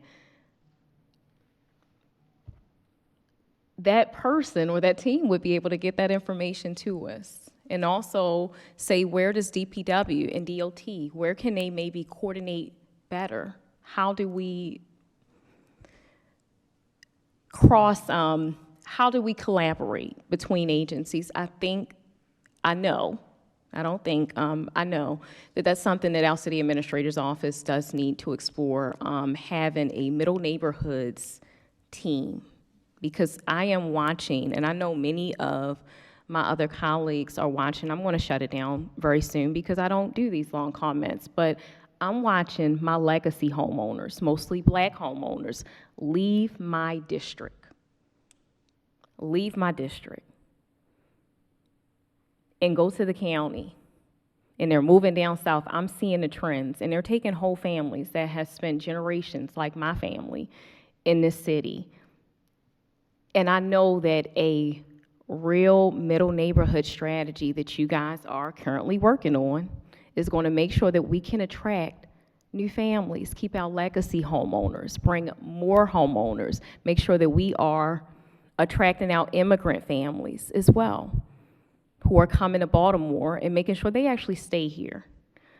I'm going to end the comment there and just get back, and thank you. I'm going to end the comment and just get back to some questions. This is going to be for DOT. And I'm going to preface this question by just providing an example from my district. 5837 Bel Air Road is currently a city-owned vacant lot. I worked very hard to make sure that it was demolished because we were having a ton of code enforcement issues, and also to attract development to come there because that's what developers were saying that they needed with this property. My office, DHCD, and other city agencies in my community have worked for years to find a reputable developer to utilize this particular property. And in recent months, my office worked with other elected officials on the state level to attract a viable organization that could potentially provide youth and family programming at this particular site. As the communications proceeded, one of the issues was traffic and pedestrian safety concerns that they had at this particular site. And what I want to know is what proactive measures is DOT taking to remediate traffic calming in areas known to have a high youth and family populations, and that's a lot of times within middle neighborhoods. So what is the agency proactively doing? Thank you, Councilwoman. Great question. I think there's a lot more that we're doing proactively, and I think that's coming out of our Vision Zero team, which is within City DOT. We have a planning office separate from City Planning Department. They're the ones that are kind of the brains in the department, looking into the future, applying for grants, for example. Thinking creatively about how we improve pedestrian safety across the city. We have targeted neighborhoods that I believe hit the middle neighborhood definition. I can get you a list of those neighborhoods where we are going to be doing comprehensive traffic calming plans, like a neighborhood traffic calming plan. Not just, hey, we have a 311 request for this block. Let's see if it's eligible for a new stop sign or some speed humps. It's a holistic neighborhood plan focused on traffic calming.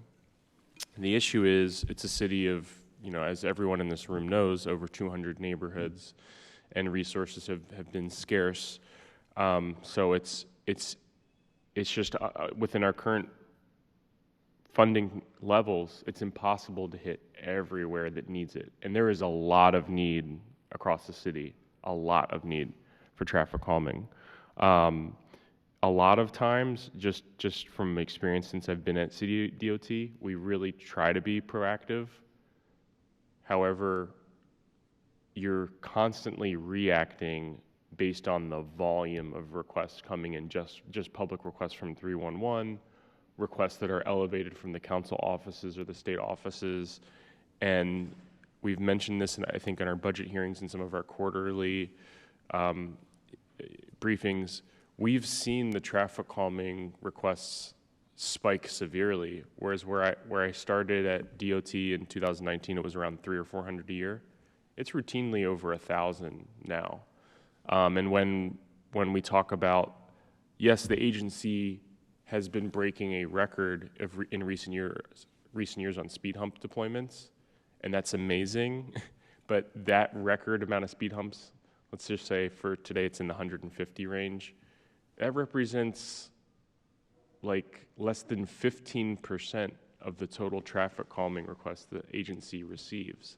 So even as we're setting, agency records in terms of speed hump deployments and other traffic calming methods, we're not even capturing a quarter of the total amount of public traffic calming requests that the agency receives.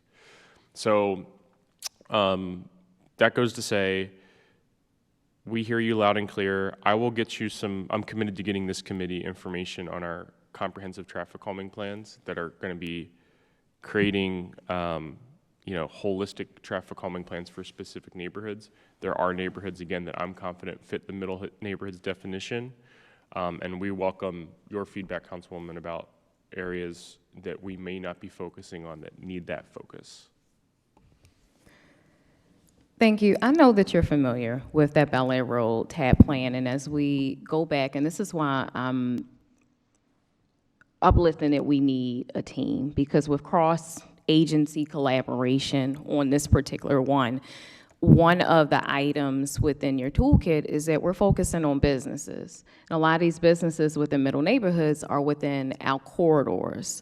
They are having transit issues, like I said, economic leakage that are leaving, as well as this particular item. And I think that when we're talking about middle neighborhoods, in the disinvestment, Bel Air Road is one of those areas.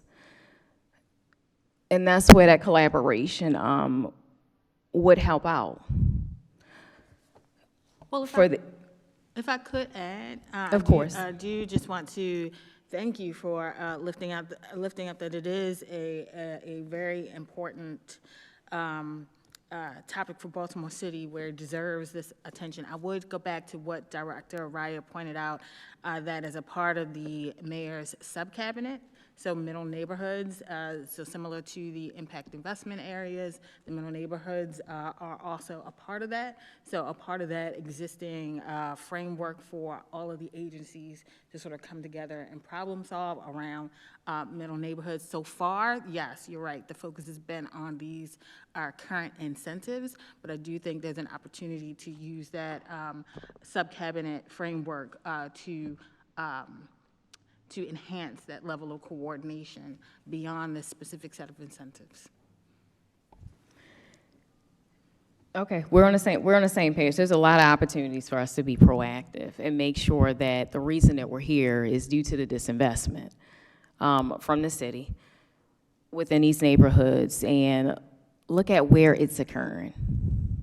Can I just say something though for a second, just to put it on the record? I think what is so key, and this is a priority of the administration going into session, what is so key for us at DOT to do more proactive work is highway user revenue. And the disinvestment came from the state. They underfunded us for over a decade, and that's not talked about enough. So we're getting it now. We're getting extra funding now. And I want to ensure that that extra funding that many have fought for, but my state senator was one of them, can be used just like in creative ways, very similar to what happened at Radke Park, where there aren't flex posts.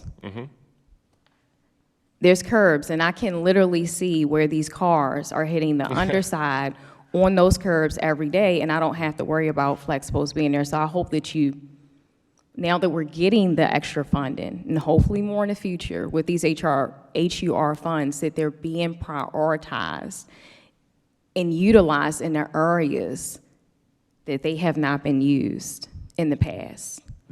And that is, I can say for sure, I've been drilling that into our teams. The issue is the HUR is threatened right now. It's under threat of being cut. So we fought like for 3 or 4 years to get this. We finally got it, and now. So it's a priority. We're working with the mayor's office to fight for it. I will be down there personally fighting for it because we've made a lot of commitments in this room to all of you. And Madam Chair, if I may add, we hear you loud and clear. The Office of the Chief Administrative Officer, as Dr. Stewart mentioned earlier, we were already ahead of it trying to talk about, but we appreciate you calling this informational hearing to pull us in even closer. And a lot of the thoughts, ideas, questions that were raised today, we will take back and further strengthen the work that we're already doing, utilizing a lot of the tools and convenings that already exist to see where we could better focus middle neighborhoods and what gaps we have that need to be filled to make sure that we are prioritizing middle neighborhoods. So we hear you loud and clear, and we're taking that back to the administration. I appreciate you. I have one more question, and that's because I don't want to leave Monty out of this conversation. A cornerstone of preserving the stability of our middle neighborhoods is making good on quality of life issues like community violence and public safety. I do want to know, how are our agencies working, BPD, MONSE, CBOs, and other relevant partners to devise targeted public safety planning for our middle neighborhoods, especially as we're seeing an uptick across the board in criminal activity that's currently taking place within these zip codes?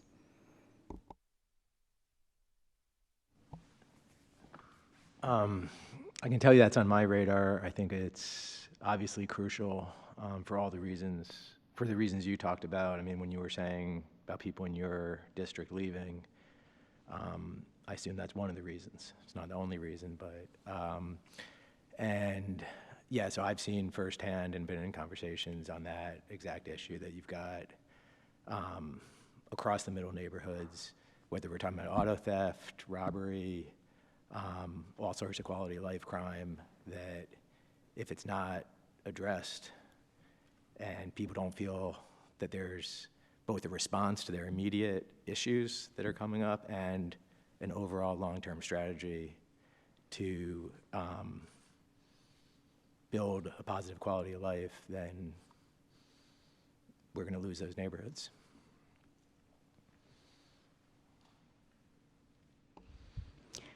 Thank you. Councilman Torrance, did you have any additional questions? You have the floor. So my question is both the planning and DCHD, because we had this conversation about the comprehensive housing plan. I want to know how the thing that we put out on the street, that we put RFP out, that I still to this day say that we have the capacity within city agencies to do it ourselves, but we're paying someone else to do it. I'm just going to put that out there for the public. That we need to make sure that this is feeding and also providing valuable input into middle neighborhoods, because one of the things I have in my middle neighborhoods is an over-prevalence of people being predatory towards their housing in terms of trying to purchase the homes. In addition to that, the number of assisted living and other multifamily use dwellings that we don't usually have that are being predatory in those neighborhoods. Case in point, I have one that's on Alto Road that wanted to expand an additional 5,000 square feet and have 42 residents and 10 staff persons on a residential street in one of my middle neighborhoods. And they were going to take it all the way up to the property line in the alleyway. but it's a small street. How can 42 residents plus visitors plus 10 staff fit on that same street and visit people at that assisted living when there is a fully populated neighborhood 2 blocks, right? 2 blocks where this is the only vacant property right there, right? So I have questions in terms of, one, how are we doing a comprehensive housing plan to do proactive zoning, as well as proactive licensing, as well as looking at ways that we drive homeownership in those neighborhoods? Because just like everyone else in this room, commitments were made to West Baltimore. Case in point, we have with Live Baltimore, $300,000 in advertising to Black people to come back to West Baltimore because we lost a large portion of our African American, low income and middle neighborhood residents. It's working, but the question is, when we get them back there, will the quality of the neighborhood be the same as well? So I want to make sure that while we're doing that study, we're making sure that it informs and builds off of the work that you started, but also it doesn't upend everything that you did.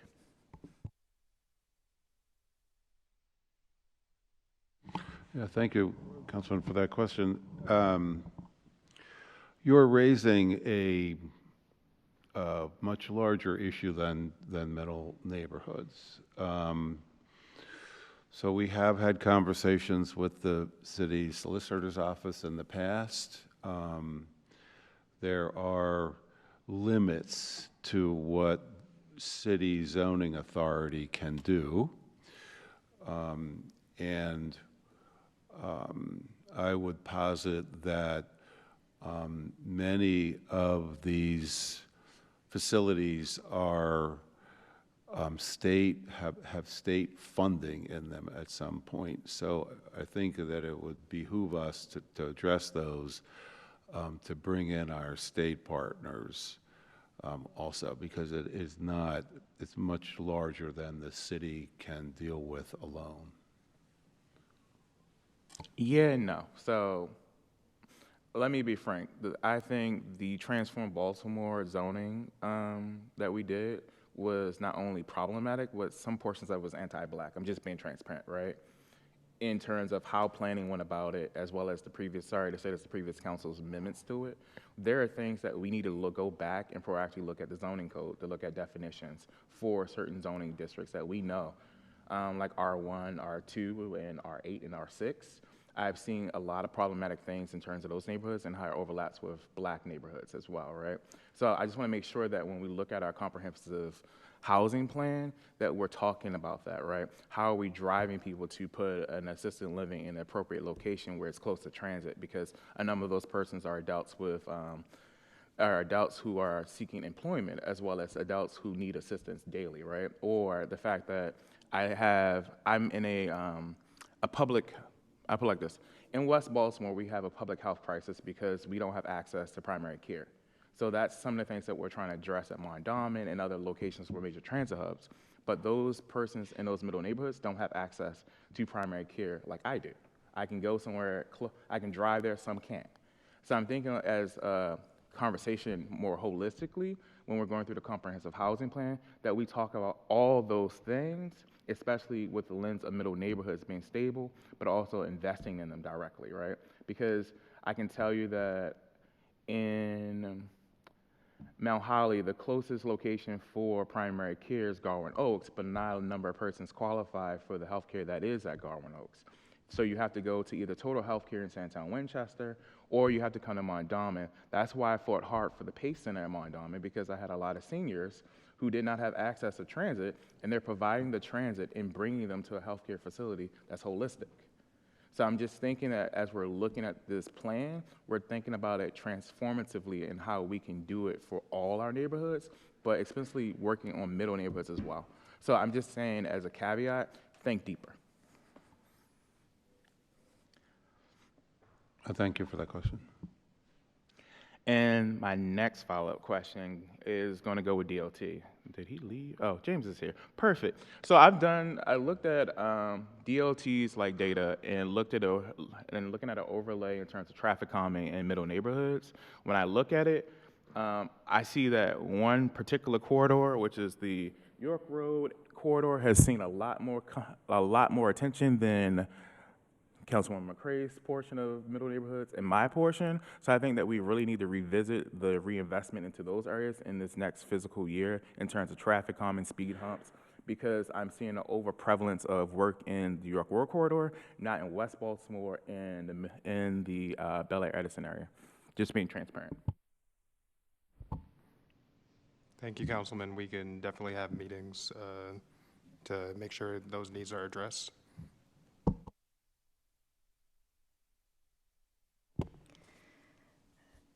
Thank you, Councilman. We're going to go into public testimony. For members of the public who have signed up, I will be calling your names. For those in attendance virtually, please raise your hand so we can identify you to speak. For members of the public who are testifying within chambers, you would just need to state your first and last name for the record and an organization, if you're with one. We're going to start with Mr. Robert Pipick.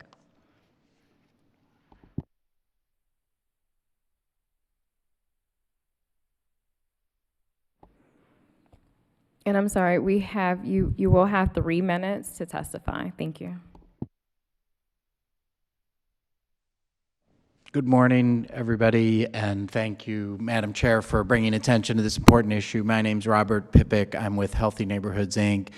And as you've heard this morning, we have a role to play and have for 20 years in the middle neighborhood strategy of the city. I want to thank the administration and Department of Planning and for staying on this over the years to create a pretty comprehensive strategy.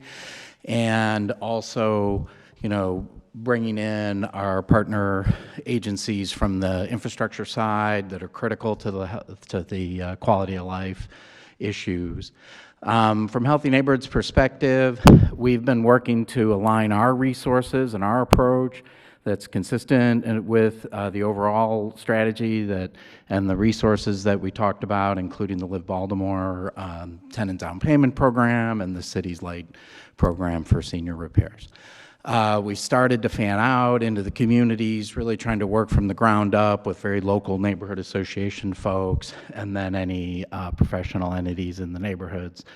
And we're really looking forward to 2024. It's going to be an exciting year. I think the market is going to start to pick up on the loan side, and I think these resources are really going to make an important contribution to the neighborhoods. I'll only add, you know, you mentioned earlier this building on the existing plans that exist in these communities, and I thought I would mention that when the place we're probably furthest along, as Councilmember Torrance knows, is out in the Liberty Heights corridor, and we had a session out there last night or a couple of weeks ago where we actually pulled up all the existing plans and we did sort of a synthesis and a SWOT analysis, and we had people sort of vote on what they felt had come out of those plans and what they considered their highest priority. And, you know, it did touch on a lot of items that were kind of transportation or other things that are only ancillary related to the wealth building that's the core of it. But I thought it was really helpful to get that authentic voice and to let people know, you know, those plans go back 20 years. If you remember the old, I can't remember what it was called, the GNCC plan or whatever. Anyway, so, you know, we're going to work hard to try to get the voice of the community out in front, pushing these resources into the neighborhoods in a way that folks who are already there can benefit from them, as well as attracting the new residents we need. Anybody on your committee or elsewise, I'm glad to sit down and talk through what's going on in your particular neighborhoods. It's quite a bit. I'll leave it there, and thank you very much. Thank you. Ms. Shael Seltzer.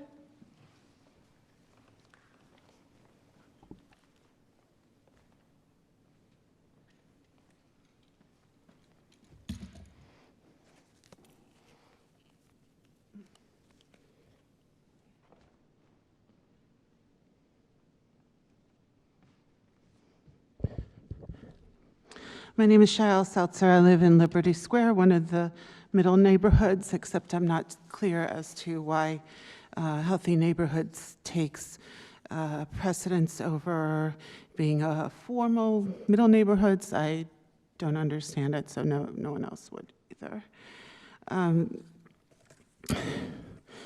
I was denied testimony at the Transportation Department hearing November 8th, so I'd like to just read the beginning of what I wrote to share. On Thursday, October 9th, 2023, before 10:50 a.m., a 66-year-old man was hit and killed by two automobiles. The first driver chose to continue to drive, hit and run. The second driver stopped. The gentleman was riding a bicycle on North Avenue. This is murder. And all the others. And I'm in the third month of waiting for the numbers of how many pedestrians get killed in Baltimore City and how many cyclists. I know Council President Mosby has asked for those numbers. I'm wondering how many years do we need to wait for those statistics? We can't go by the state of Maryland, that's the whole state. So what I wrote today. And the reason I have a house, I own a house, I prepay property taxes and property insurance, that's the way my mortgage is. But guess what? My income is $914 a month, and it's gonna be $943 next year, and I can't take advantage of the healthy neighborhoods. So the Baltimore Department of Transportation needs to follow ADA laws. I don't have time, sorry. Baltimore Department of Transportation has to, actually the city council, the whole government here has to question harshly. MTA Holly Arnold has a public hearing. I'm going to need the War Memorial Building because MTA has no attendance at subways. On December 10th, this past a week and a half ago, I was punched in the face and someone stole my groceries, threw them all over the subway tracks. Had it been me, I would have died. The electricity down there and the subway. I've been punched in the face on MTA buses just because there's overcrowding. Guess what? There's already a bus that goes from Woodlawn to Bayview. It's called the Blue Bus. And we need a system for the entire... And Ms. Salso, can No, you it's 3 wrap minutes. up your statement, please? Thank you. We appreciate your testimony. No, I need my time that you took from me last month. It's just a outline. You can't. There's no houses to buy. They're black market. You have people selling them as pockets. I need you to conclude at this time. I know you need to listen to me. We are going because to I know what recess it's like to buy a reset house. at this time. We are recessing at this time. Thank you. I have all this stuff to pass out. I forgot.